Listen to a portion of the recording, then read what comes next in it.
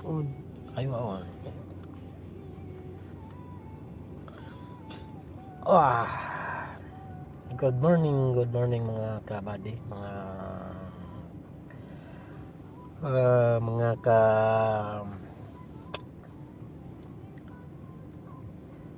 mga kapatid. Ito na weekend na ngayon. So gusto ko lang magpasalamat sa ating lahat, lalo na sa Panginoong Diyos at weekend na. Wala tayong gaanong hinarap na suliranin na medyo mabigat-bigat at na-resolve natin, kaya so pinagpapasalamat sa ating may kapal.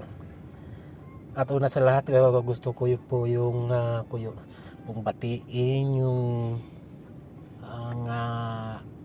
ang aking mga taga-subaybay ng aking mga videos na in-upload, na alam ko ay hindi masyadong hindi masyado kagandahan or detalyado ang aking mga ina-upload. So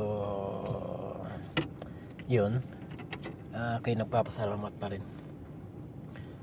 Sana patuloy yung subaybayan at suportahan yung aking mga video. Marami pong salamat.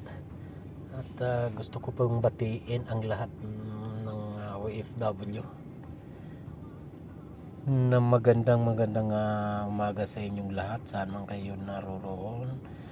Magandang umaga, magandang gabi, magandang tanghali, o ano man ang oras sa inyo ngayon. Sana nasa mabuti kayong kalagayan tayong lahat. Ito, mayroon tayong muling sisilipin sa mahiwaga nating Red Book. Ito Mazda 2017, although medyo lumang modelo. Ang problema niya yung airbag nagpa-flash. So yun ang ating sisilipin, kung anong dalang sintomas ito. Okay, tara, samahan nyo ako mga kabady.